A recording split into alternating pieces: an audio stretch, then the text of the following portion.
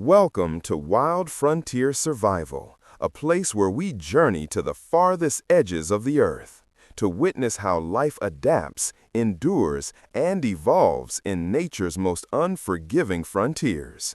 From blistering deserts to frozen tundras, from deep jungles to the highest mountains, we explore what it truly means to survive, not through force, but through harmony with the wild. Today, we travel to a realm where the earth rises to meet the heavens, a land of silence, prayer flags, and eternal snow.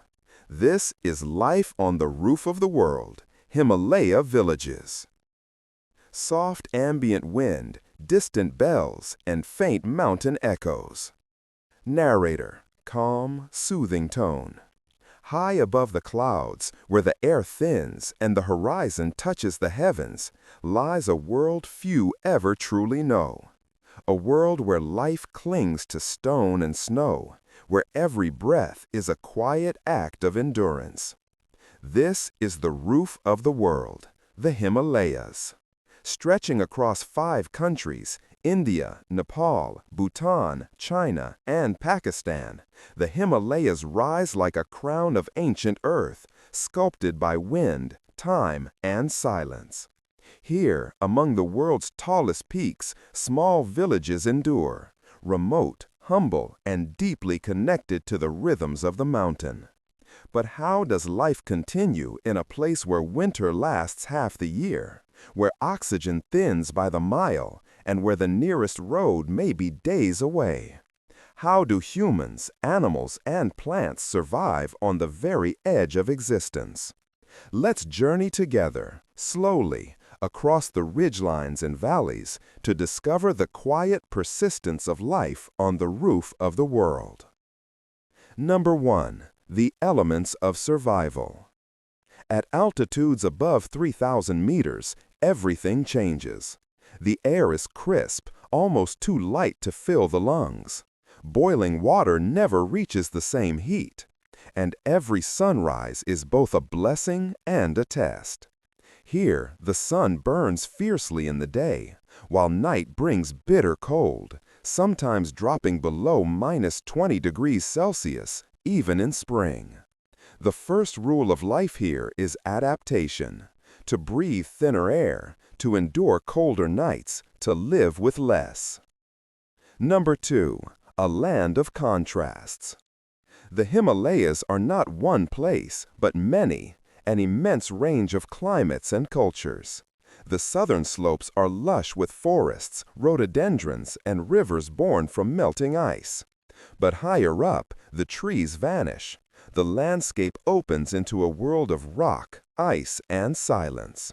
Here, the wind becomes the storyteller, whispering through prayer flags, carrying the songs of distant monasteries.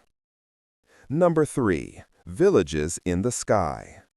Scattered across this landscape are tiny Himalayan villages, some built on slopes so steep they seem to defy gravity. Stone houses cling to cliff sides, their roofs layered with flat rocks to resist the wind. Inside, the hearth is the heart of every house, a clay stove where butter tea simmers and stories are shared. In Ladakh, in northern India, some villages sit at over 4,000 meters above sea level, higher than most mountains in Europe. In Nepal's Khumbu region, Sherpa villages like Namche Bazar overlook the icy giants of Everest and Lhotse. In Bhutan, the settlements of Laya and Gasa live between clouds and snow. Each village is a small miracle, a thread of humanity woven into the vastness of the mountains. Number 4. The struggle for breath. At these altitudes, oxygen levels drop to almost half of what they are at sea level. For those who live here, lungs adapt over generations. Children grow with broader chests, more red blood cells, and hearts that beat with mountain rhythm. For outsiders, even a short walk can bring dizziness, fatigue, or altitude sickness. But for the villagers, it's simply life, a constant balance between endurance and grace. Number 5. Water, the sacred thread. All water here begins as ice.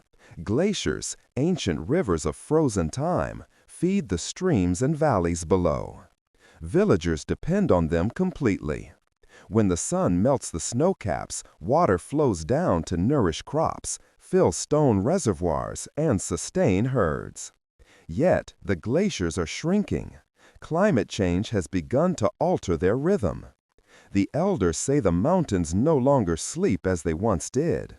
Their ice melts too soon. Their winds have changed. Still, the people adapt, building small channels to store meltwater, timing their planting to the shifting seasons. Number 6. The harvest of height. Farming at this altitude is not easy. The growing season lasts barely 4 months. But still, the fields come alive with barley, buckwheat, and potatoes, hardy crops that defy the odds. Yaks plow the land, their sure feet steady on the slopes. Dried yak dung becomes fuel, keeping homes warm when firewood is scarce. Every grain, every vegetable is the product of patience and prayer. Number 8. Animal companions of the Himalaya. Life here is shared with remarkable creatures. The snow leopard, silent, unseen, roams the cliffs, blending with the rock.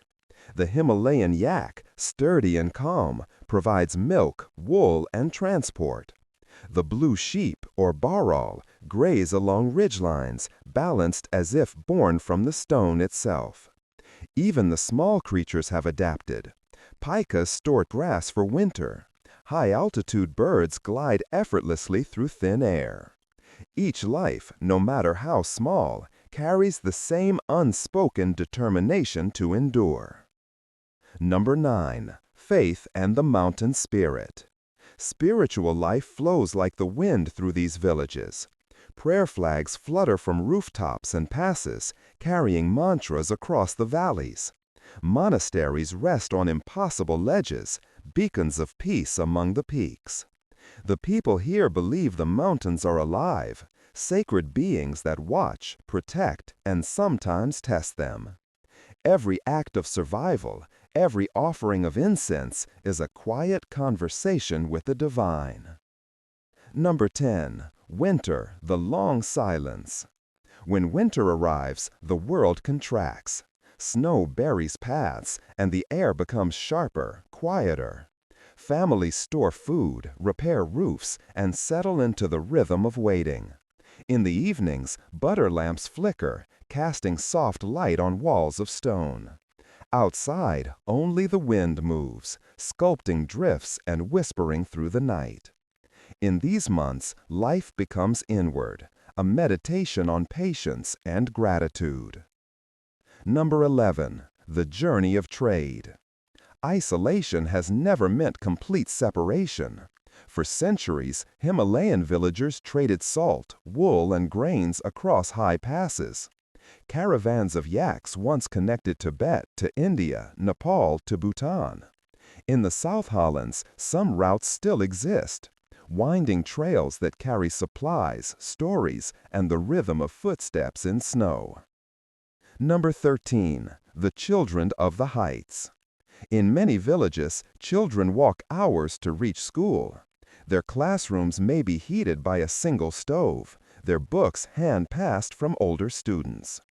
Yet their laughter carries the same warmth as anywhere else. Their eyes, bright with curiosity, reflect the snow peaks outside. They dream of the world below, but carry the spirit of the mountain within them. Number 15. The rhythm of time. In the mountains, time moves differently. Days unfold with the sun's path, not the clock's. Seasons dictate every action: sowing, herding, building, resting. Here, patience is not a virtue, it's a necessity. And with it comes wisdom, the understanding that survival is not conquest, but coexistence. And the stillness above the world.